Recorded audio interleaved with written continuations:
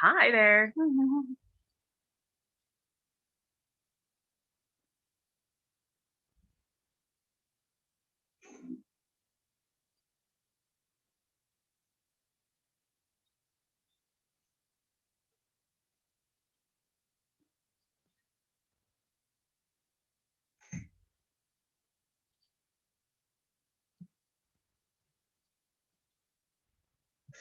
We're just going to get started in a minute.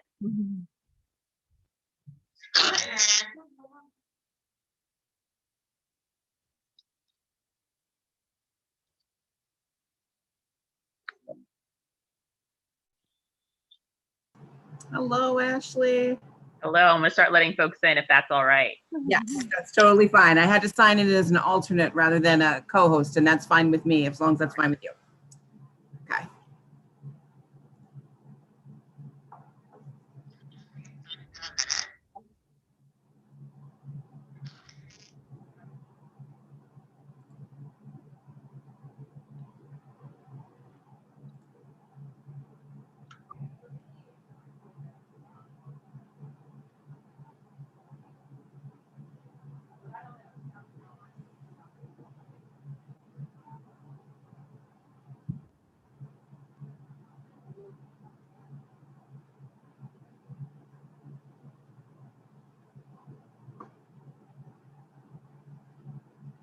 Hi, Beth.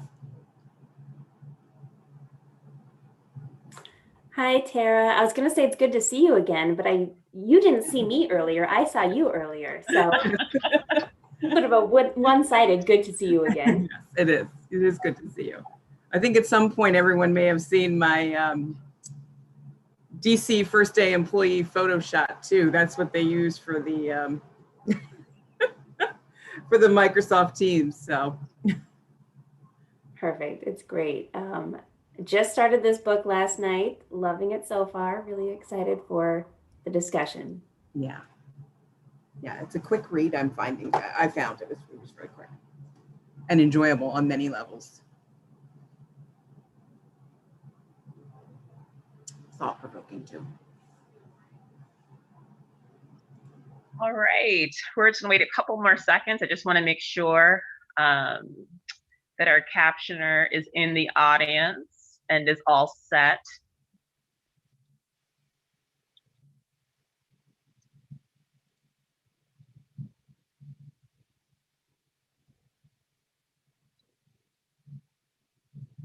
All right, excellent. Thank you, Claire.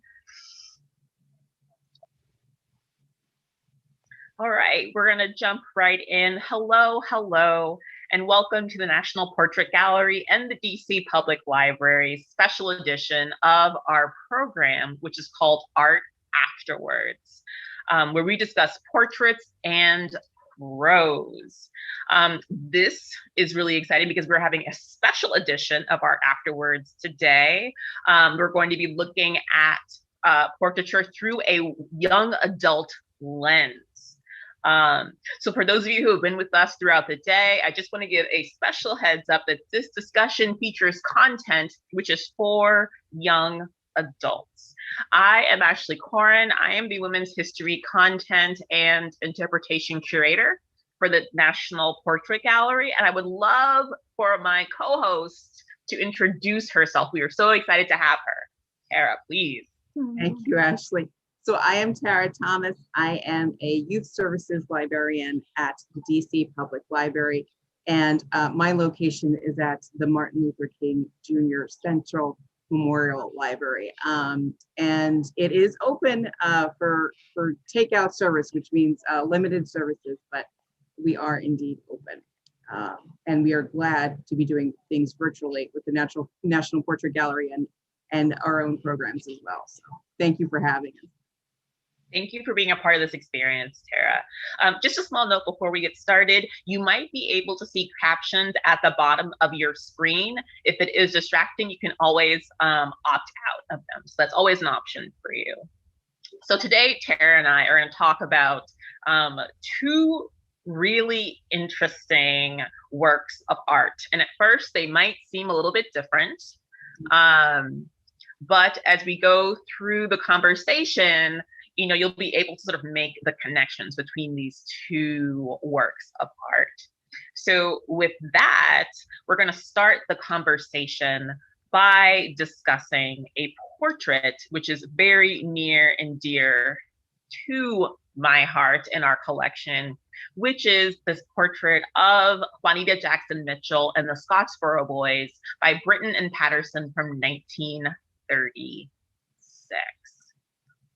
So this particular photograph features 8 of the 9 Scottsboro Boys with the NAACP. And for those who are not aware, NAACP stands for the National Advancement. Oh my God, I always mess this up. The National Advancement for Colored People. National American Advancement for Colored People, which features the 7 of, like I said, of the 8 Scottsboro Boys. In 1931, these men were falsely accused of sexually assaulting 2 white women aboard a freight train, and they were all teenagers at the time. So this is about 5 years after they were accused and then jailed. Their case became a national sensation, attracting tons of attention from all over the world.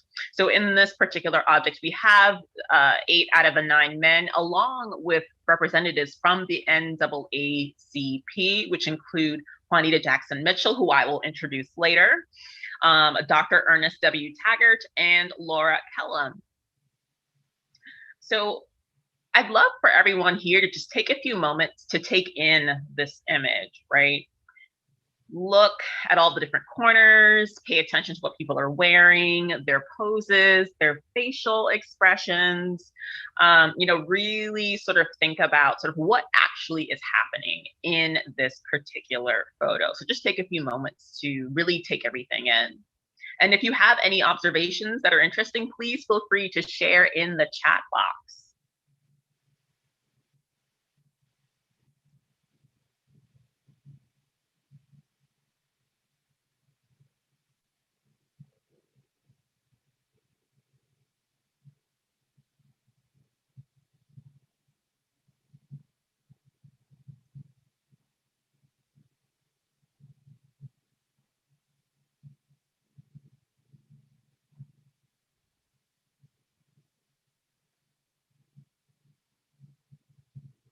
Now I'm going to zoom in on the person in question this afternoon, who was Juanita Jackson Mitchell. Now, Juanita Jackson Mitchell, right here, who's 4th from the left, became the first national youth director for the National Association for the Advancement of Colored People in 1935. So a year before this photograph was taken place, this black and white photograph. In this photograph, we actually see Mitchell at the start of her tenure with the NAACP, right? And Jackson Mitchell, along with Ernest Taggart and Laura Kellum, were actually sent from the association to rally behind these young men and to create. They're actually visiting them while they were in jail. So this is during the trial, right? So they're staging this photograph as this trial is going on, and these young men are in the press and showing an act of solidarity with these young men who were falsely accused. So she, with other folks, like I said, from both national and local chapters of the NAACP, came together to draft writing campaigns to protest their this injustice and to get people aware of what was going on and to get them to speak out against what was happening to these young men. Now, someone mentioned in the chat box that she looks really young, and she is. In this photograph, she's only 23 years old. So imagine you're someone who's 23 years old. A year before, you've been named the National Youth Director for one of the largest associations for African Americans in the country. And one of your first jobs is to come and support these young men who have been falsely accused of a crime in the South in the 1930s. So there's a lot happening in this particular photo. Now, this is just one of the many things that Juanita Jackson Mitchell was a part of during her time with the NAACP. During her tenure, she fought against racial discrimination, also in public education, and directed several voter registration campaigns, not just nationally, but in her home state of Maryland. And her work actually resulted in thousands of new African-American voters. So this young woman is partially responsible for thousands of new African-American voters in the United States. After her tenure with the NAACP, she actually became the first graduate, the first African-American woman graduate from the University of Maryland Law School in 1950. So she has so many milestones that occurred during her career. Now that we sort of have this information, I'd love everyone to take a few moments, and I'm going to actually pose a couple of questions to everyone in the audience, along with Tara, that I'd love for you all to respond to really get us to understand, who this person is, but also what's happening in this image, right? Because this is Women's History Month, right? And the idea is thinking about the different stories that women have contributed to. We're talking about the history of this country, but also thinking about the different ways that women have contributed to issues like social justice and civil rights. So my first question to you is, I'm going to ask you to step into this photo. So I'm going to ask you to imagine that you yourself are in this photo with these particular individuals. So the first question is, given what you see and know about Juanita Jackson Mitchell now, what do you think she might be feeling or experiencing as this photo is being taken? So like I said, put yourself in the place of these individuals in this photograph and try to channel what they might be feeling as this photograph is being taken.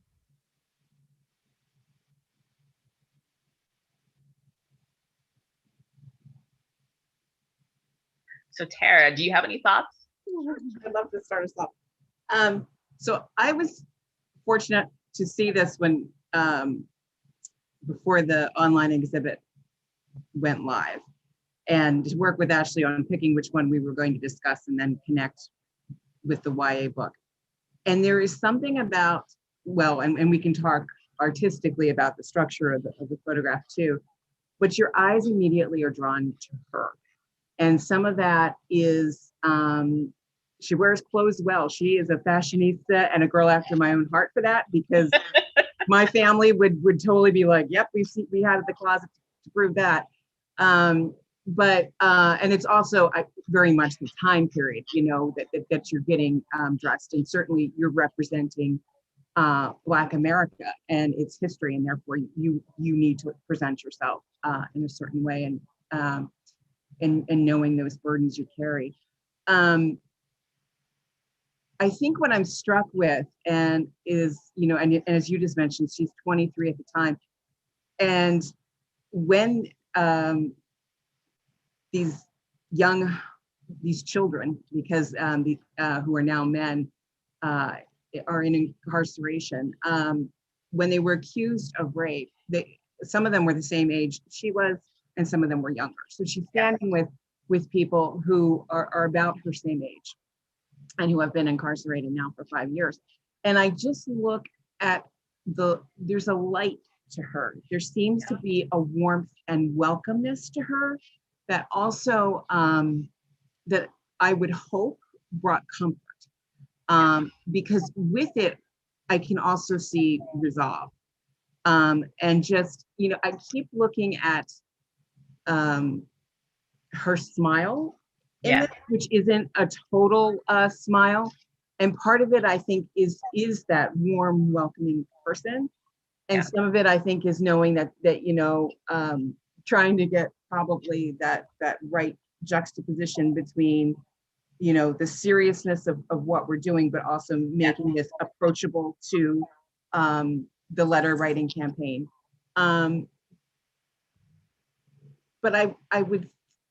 But there's also, I think, maybe in that smile, the weariness of having seen this time and time again. Yeah. And just a determination. I mean, those shoulders, she's very, and it's not just the fur piece that's probably fur that's there. I mean, she is just very resolved, and that handshake looks very firm. Yeah. Yeah, I mean, you've picked up on so many really interesting things, Tara, right? This idea of one, this idea of representation, right? And knowing that you're going to be photographed, right? This idea of, knowing where it is that you're going. And, she has, this, I'm assuming it's ermine or some sort of fur around her, right? She's fancy, right? She's got her leather gloves on in the crook of her arm on the opposite side, right? So this idea of understanding the power of representation and the power of being photographed in terms of sharing the story.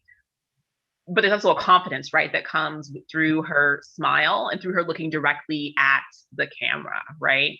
But there's also this warmthness, right? Because she's holding the man next to her. They're holding hands, right? If you look at the different parts of the photograph, some of them are actually holding hands, and sort of this idea of solidarity, right? And sort of standing together. And then with all of this, there's this really, really scary sense of danger, right? Absolutely. They're in jail. I mean, you're seeing the bars right behind them. Absolutely.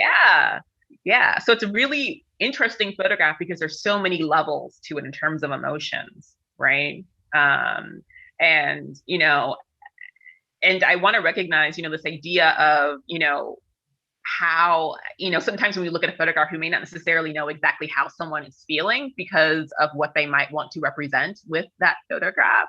But I can imagine that she was scared, right? I can imagine, like Beth mentioned, the anger that she might have felt to have been in this particular situation.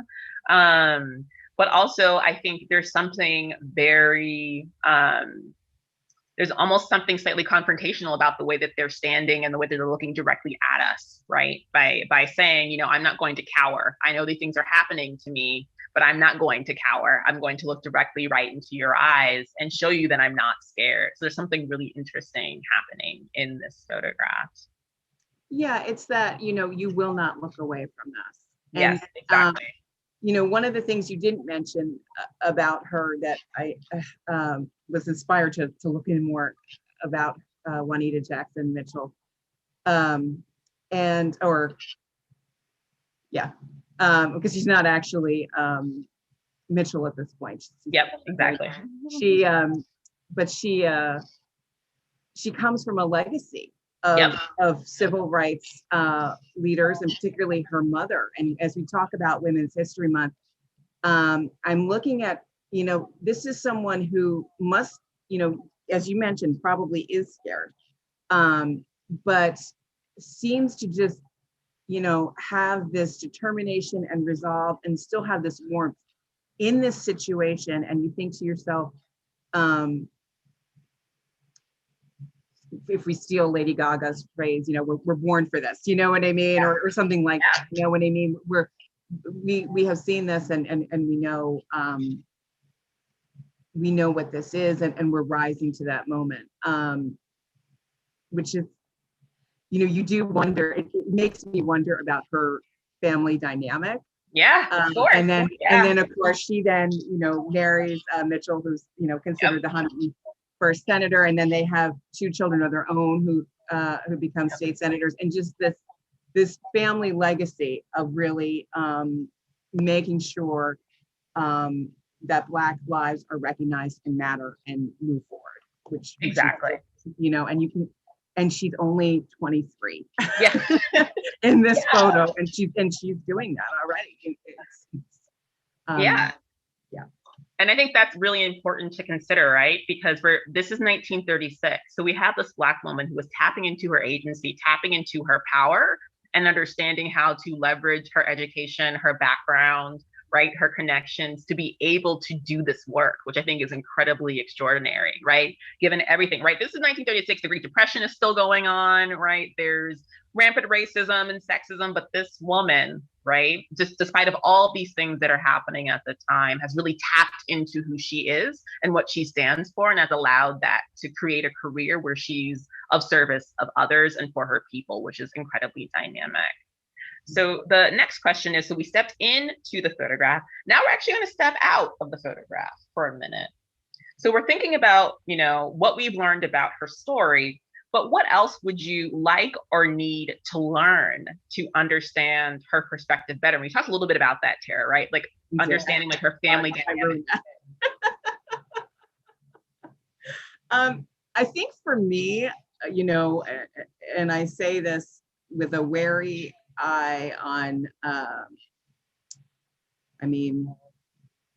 as a white woman, with a wary eye, I just wonder, what had to happen in order to get this photograph taken. Yes. Because you know who's in power then and still in power now, and you just think, wow, the determination, and then with that too, because knowing that she becomes a lawyer, and knowing more about her level of involvement in this and other projects too. Yes.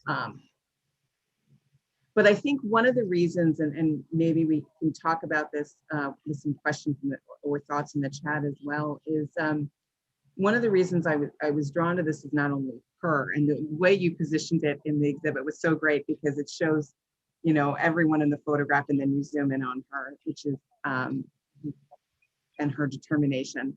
But so many, I think, there's still, historically, I think a lot of people will look to and talk about within non-Black communities, Emmett Till's case. Yeah. They will not necessarily know about this case. Yeah. And all of the multitude of many other cases. Yep. With false allegations and imprisonment that go with it. And so spotlighting and knowing more about, and they're children, they are on a hobo train because it's the Depression, and they have no money, and they're trying to get on, and there's a rock throwing incident between white teenagers and Black teenagers, and the Black teenagers were able to get on that train, and a group of white teenagers didn't like it, and it led to imprisonment and incarceration, and just a whole nother level of life. That's, and I, as a librarian, particularly a youth services librarian, where you read a lot and study a lot about childhood development. So, from age of, birth to 5, your brain's developing. That's where you get the most brain development. And then, until you're like 8, 10, you're really figuring out yourself within your family. That's how you're figuring out your world, your identity. And then once you start to hit those teen and tween years, you're figuring yourself out in the world with your friends. Yep. And so, I'm just thinking about how a group of teenagers, upset at being dismissed and not recognized for who they as persons, and then the level of wanting to be cool in front of friends, and how life-changing that can be, and then just the circumstances too of the time period. Like you said, it is the Depression. Yeah. It's hardship, no matter what, financially. So yeah, all of that just layers into just wanting to know more about everyone in the photograph. And we should point out too that there is one boy who is not in this. Exactly. One young man who's not. And who chose not to be in this particular photograph. Oh, did he? Okay, I didn't know that. So the one thing I wanted to notice when I step out, and I wonder, and this is something that I always am wondering about when I think about these images, I want you to take a quick moment to look at these women's footwear, both of the women in the portrait. Look at their footwear, look at how they're dressed, right? What I am always fascinated by, and this is actually a conversation I had with some other folks earlier this week, right, is labor and wardrobe, right? And just thinking about, if you're someone who's heavily involved in activism, there's a lot of walking, there's a lot of knocking on doors, right? There's a lot of active movement, and the footwear, like having to imagine how to do all of these things while wearing these shoes, and what that experience was like, to be able to engage in this work, and because of the time period, and because how respectability was a big part, and how people received you, whether it be negative or positive, right? The need, or sometimes the perceived need, to wear certain things, right? To be seen as non-threatening or feminine, right? To be able to get certain things across, right? But just like, oh my God, like I cannot. I mean, I've been in quarantine mode for a year. Like, I don't even think I've worn heels in a year, right? And here's this amazing woman, right? And this other amazing woman, right? And they're wearing these shoes with heels and are just walking around, saving the world. And so I'm just always so fascinated about the relationship, regarding the relationship between how women are dressed and the actual work it is that they do, and how that sort of plays a role in both how they're perceived, but also how, we really do have to think really deeply about the work that it is they're doing, because wearing those shoes and doing all that work sounds incredibly painful to me. So just like keeping that in mind, right, when we think about these women from the past. Absolutely. And you mentioning that makes me think of the little bit of controversy. I'm qualifying it as little, because in the grand scheme of things, and as somebody who loves fashion, I noticed the footwear too, but I think about how even that can be taken.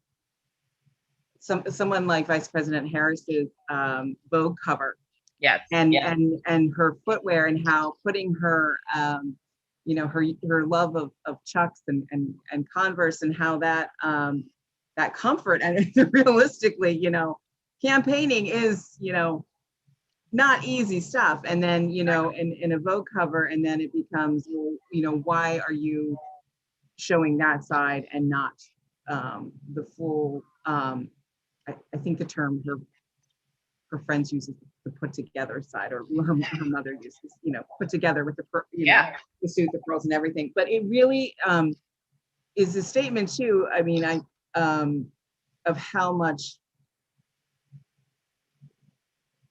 looks and beauty and our bodies, women's bodies, are really still, have to, in order to get work done, in order to make to be a part of work, in order to make change happen, you have to look a certain way.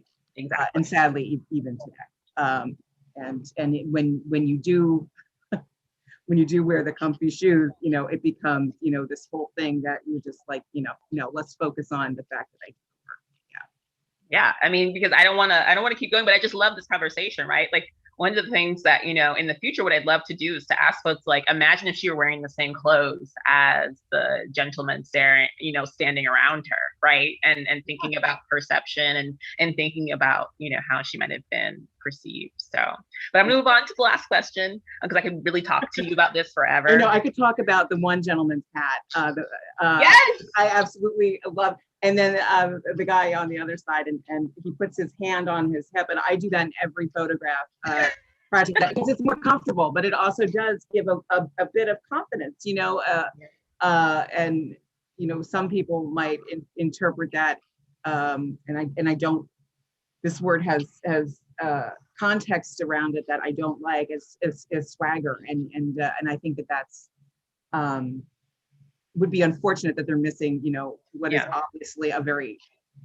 I want to know everyone in this photograph, but certainly the body postures make you really drawn to certain people within the photograph. And as a theater major, on stage, we had always been taught, center stage, forward position is the most eye-catching position you can.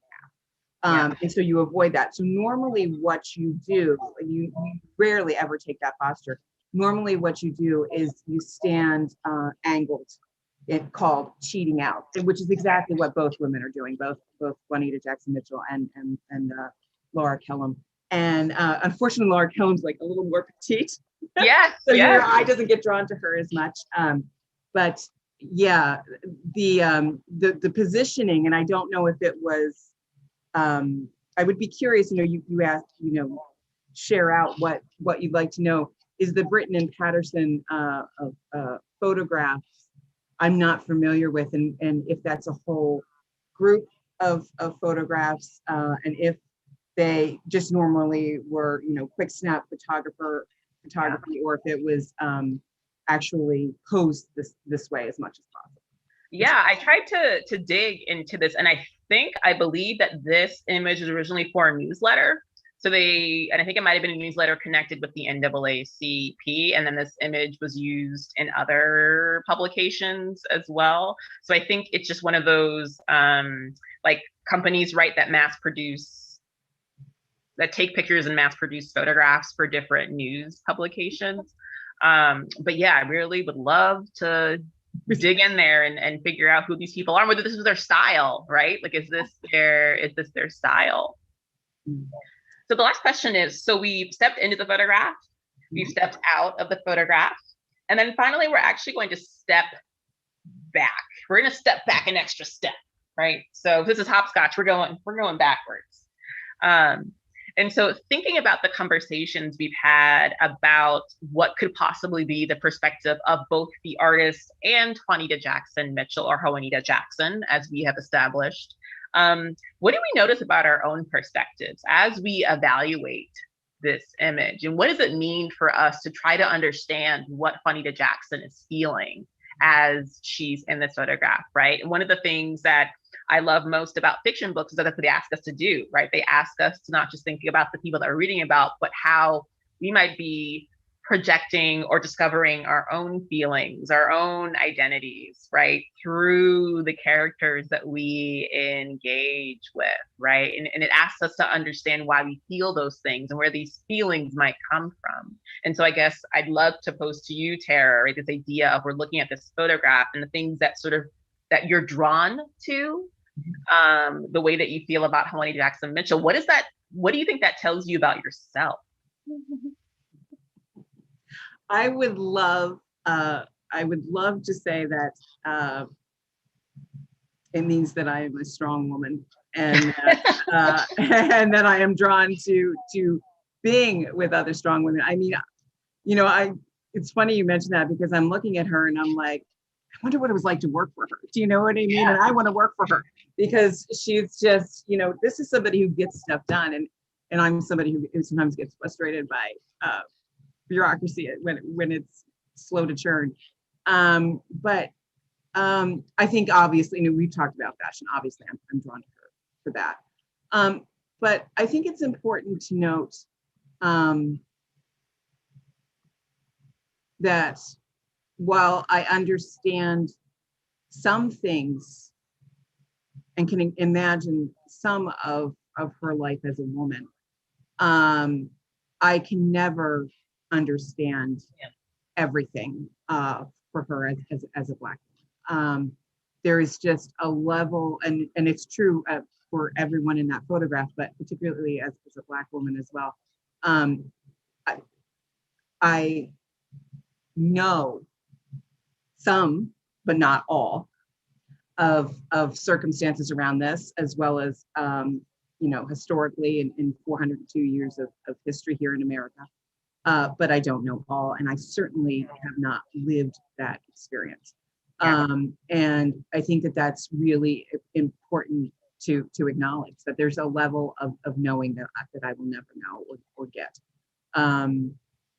However, it does, looking at this photograph, reading, on the come up, where you actually hear, the voice of a teen in very similar, in some ways similar circumstances to the Scottsboro boys.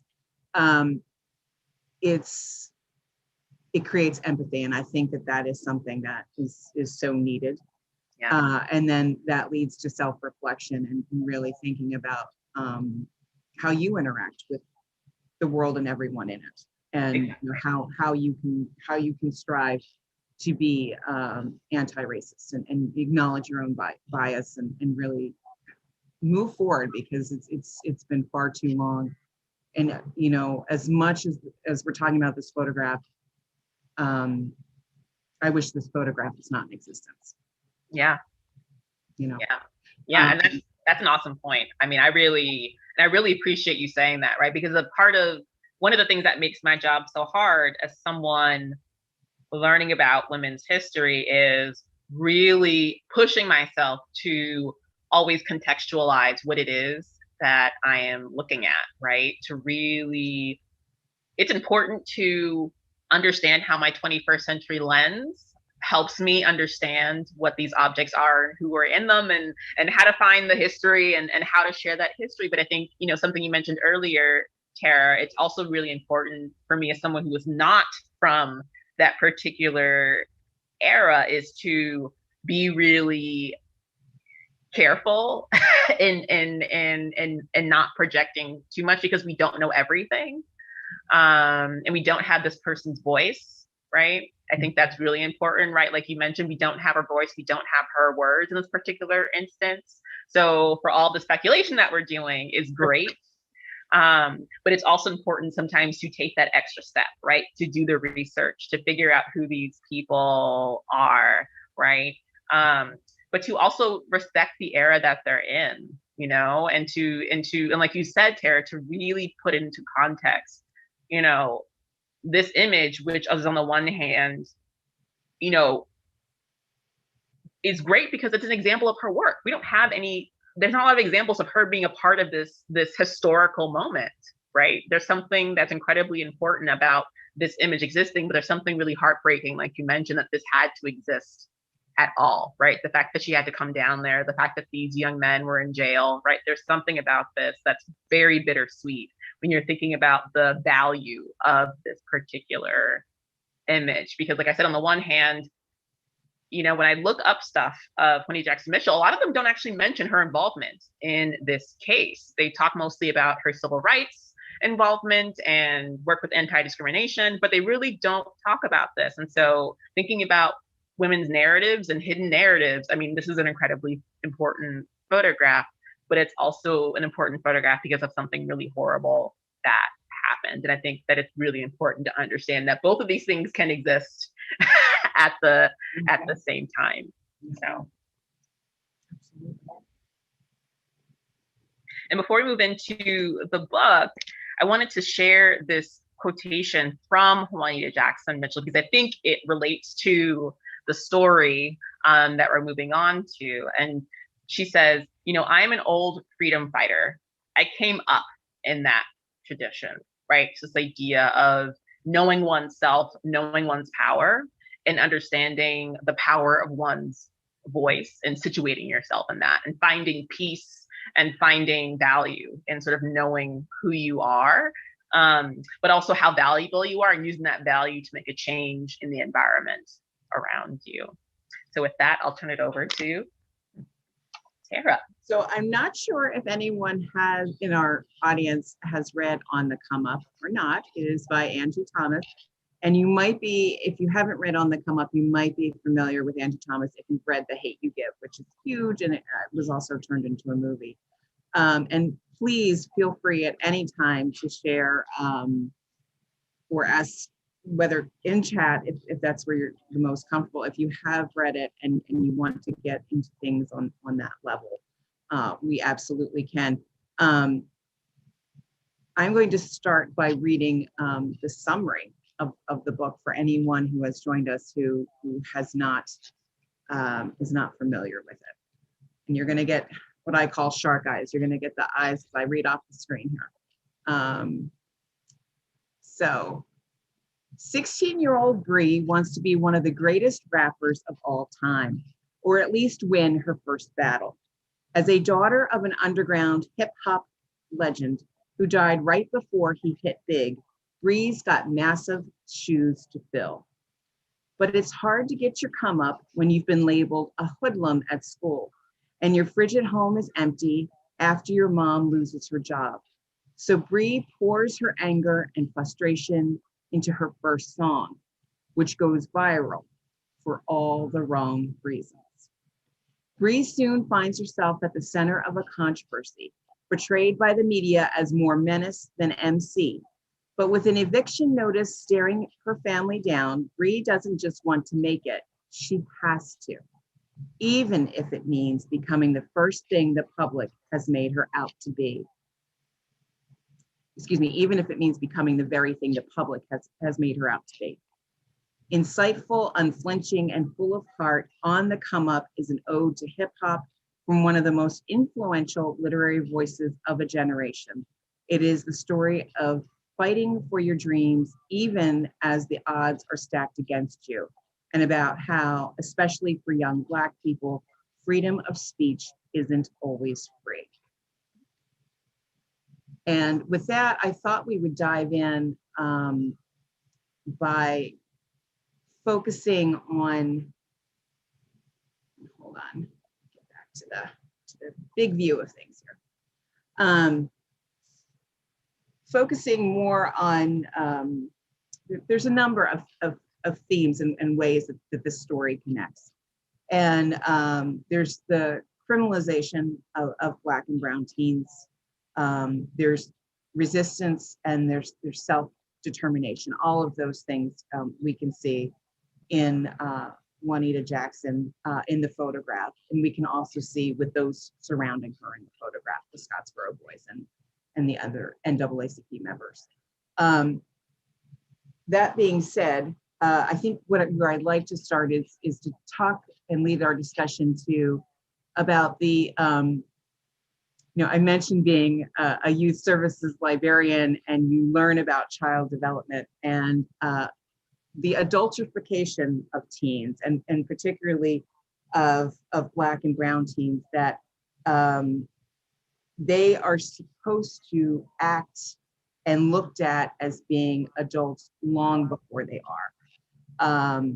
And this is particularly true for young Black teen girls. And some of you might remember a report that came out of Georgetown Law about young girls being labeled and being treated as aggressive and in a school environment, and not really being allowed to be children. And this report just confirmed, I think, what all of us know, but particularly for Black mothers who are already raising their children in this environment. You know that this is the reality.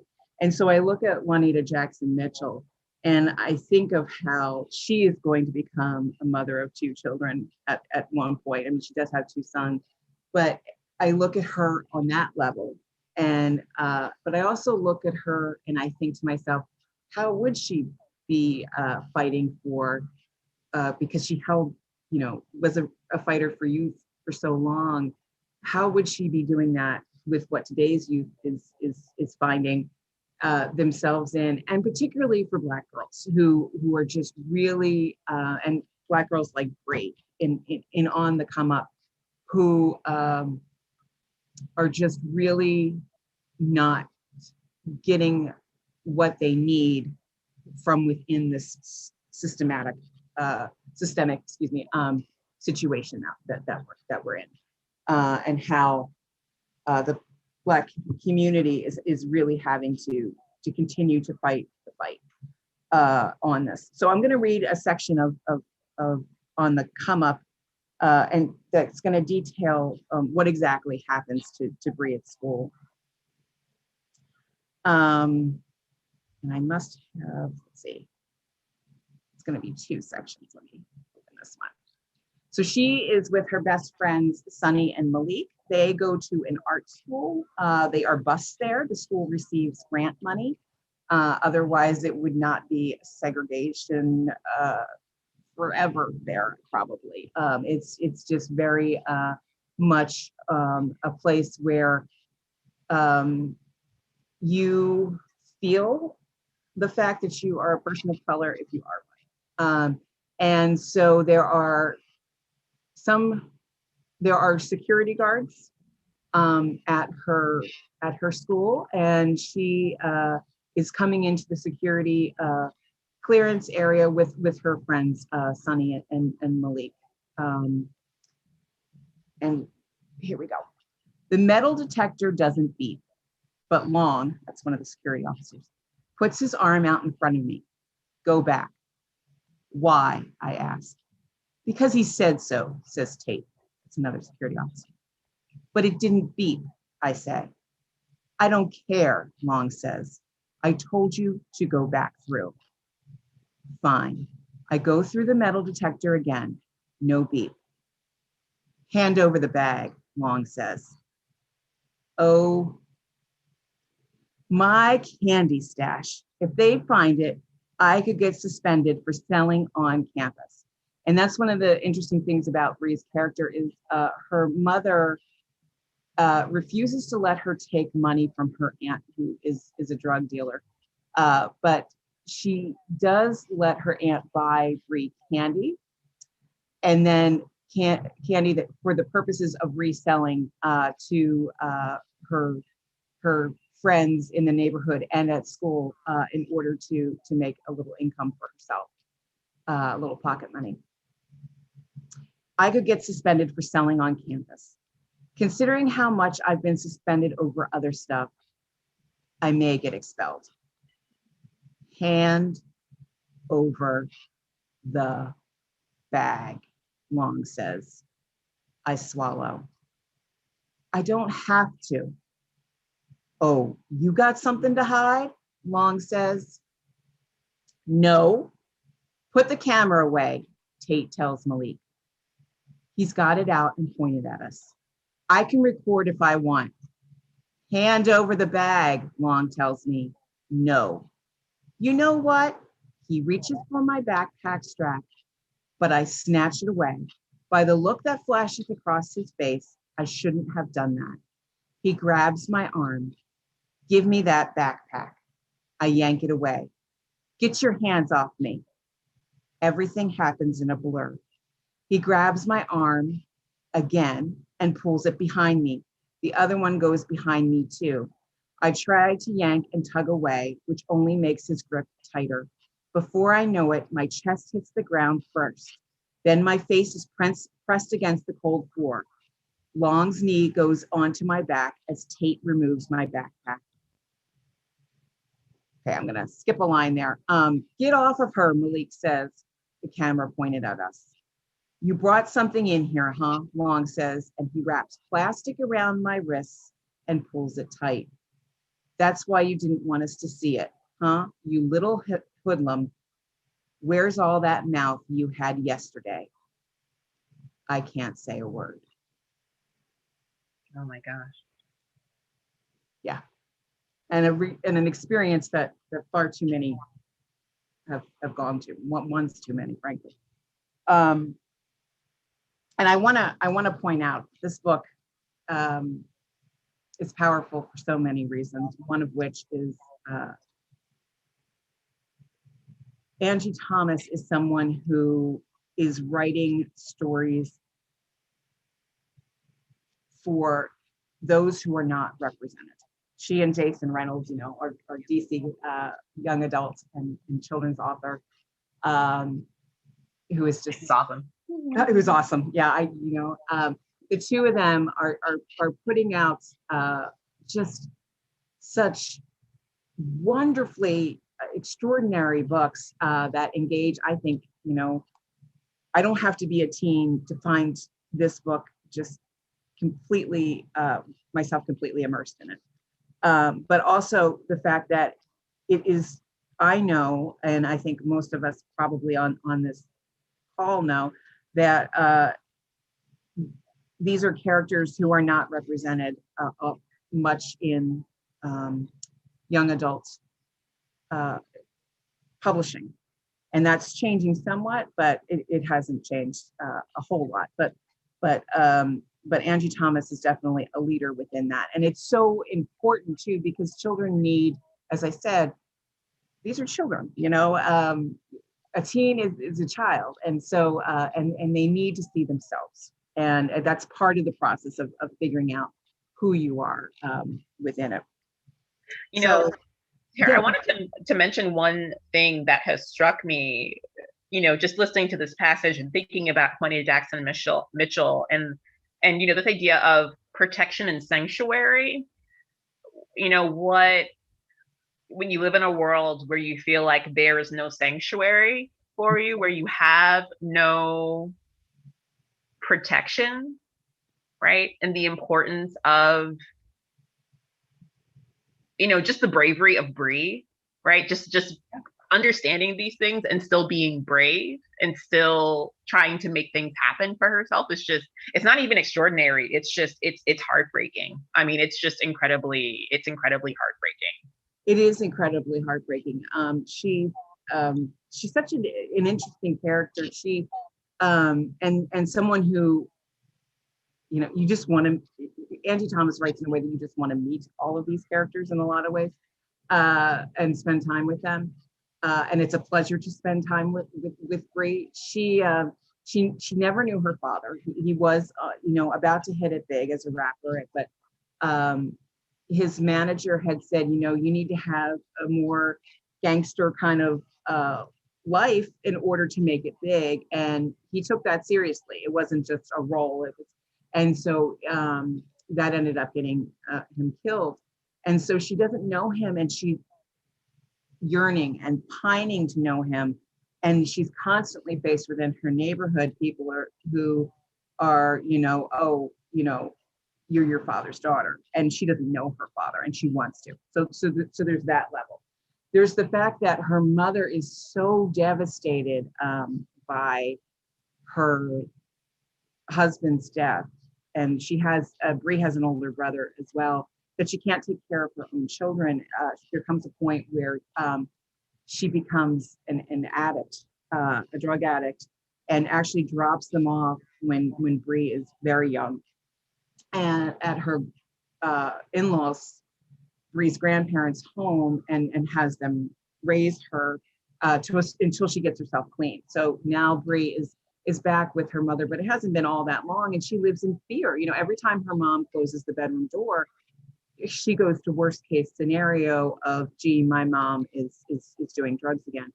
And her mom is someone who I think is probably most like Juanita Jackson Mitchell, in the sense that she's fighting. And that's the passage leads me to the passage I'm going to read to you next. But to give you some context of it, she was loses her job as a secretary at the church. And so she's trying to find work. So the family is indeed facing eviction and is struggling to, you know, there's a scene where she has to go to the food pantry. But it is so, and you see her shame, but also you see her wrestling with how to deal with the pity in someone else's eyes. Yeah. And which is such a Angie, like I said, Angie Thomas, you know, she really gets you on so many levels throughout this. But her mom, still, when her fellow recovering addicts are unable to meet at a space, she has them all at her house once a month and makes them breakfast, and, you know, is there for them. And she's putting herself through college, and she steps off of out of being a college student in order to get food, to get the SNAP program that she needs to support her family, which is, you know, it agrees just like the mom, you know, you're trying to, and her mom is constantly, you know, saying to Bree, you know, you can know your aunt, her aunt who is a drug dealer, but you're choosing not to be a part of that lifestyle, you know, and I am raising you not to be a part of that lifestyle. And she sees her brother who goes to Markham, who is in the band there, and who has graduated and wants to go to graduate school, and financially is just trying to figure all that out. So she has a number of people who have her back in different ways within this, as she's trying to figure out her identity, you know, and that's huge, you know. And at one very pivotal, I don't want to give it away, because what I want to do is I want to encourage everyone to read it, because it's so, and believe me, this is a fast read. But towards the end of the book, her mother actually confronts her and says, I know who you are, but I need you to know who you are.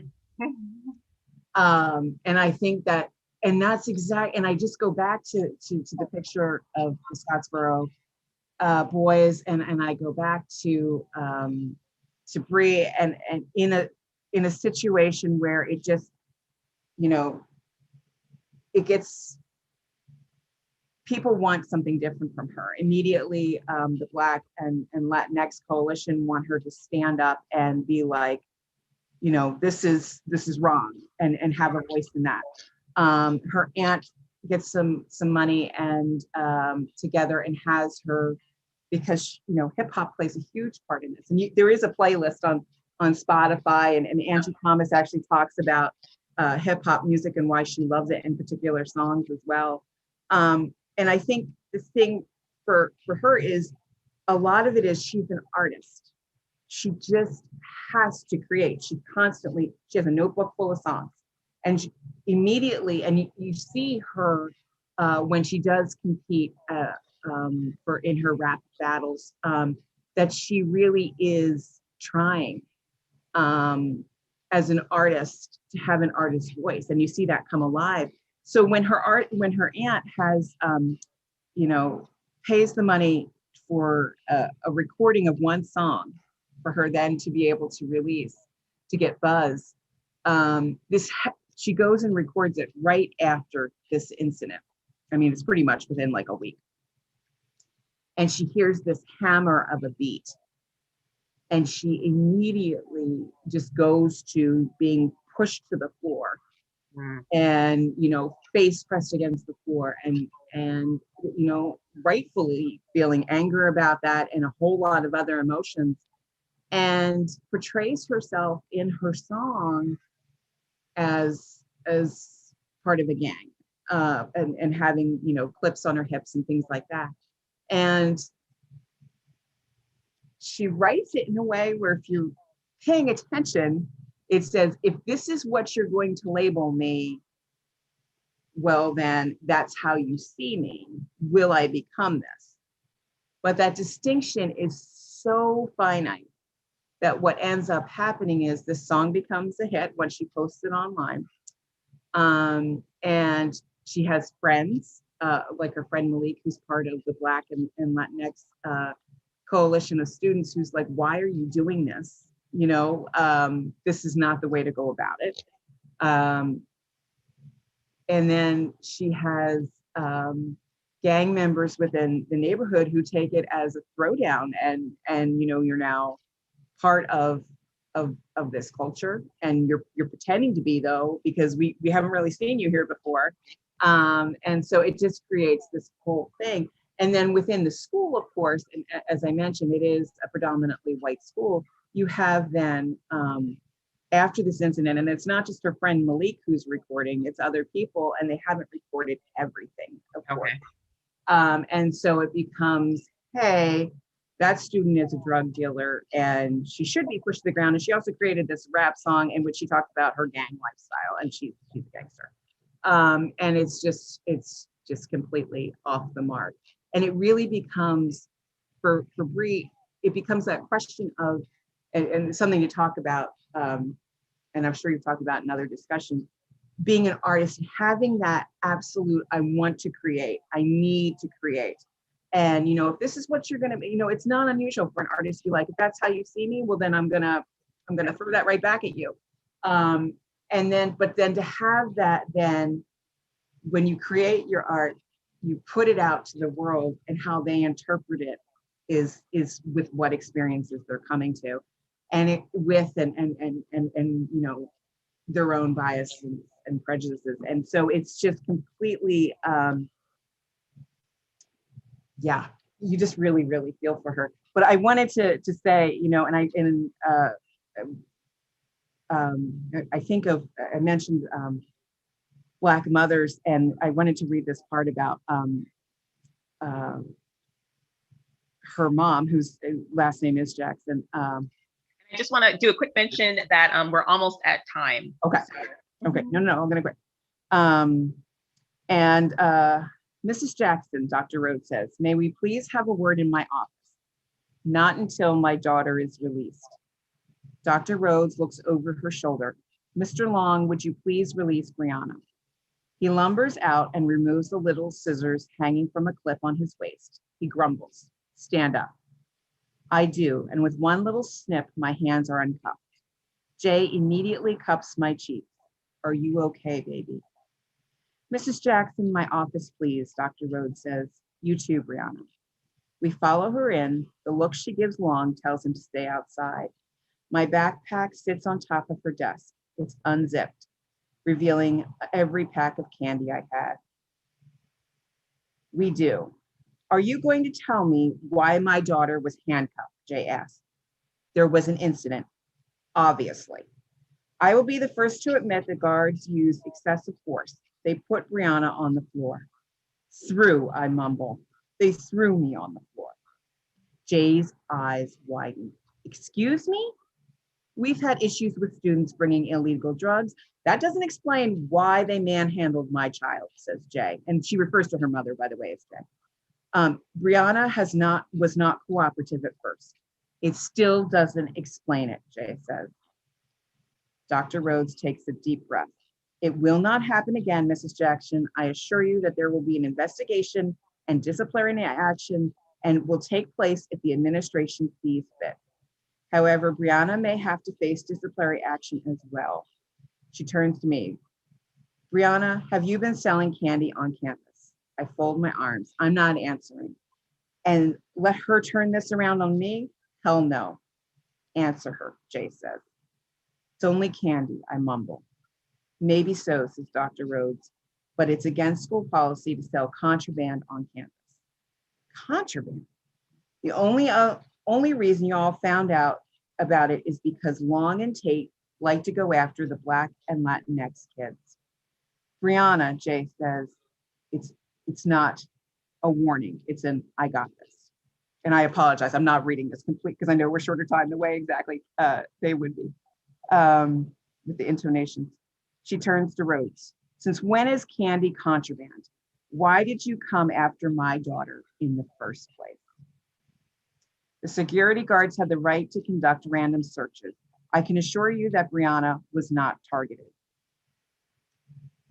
I don't even bite my tongue. They always harass us. It may seem that way. It is that way. Brianna, Jay says, that's a warning. She turns to the principal.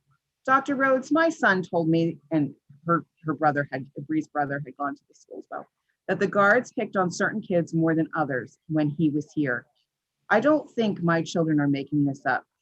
I'd hate to think you're saying that.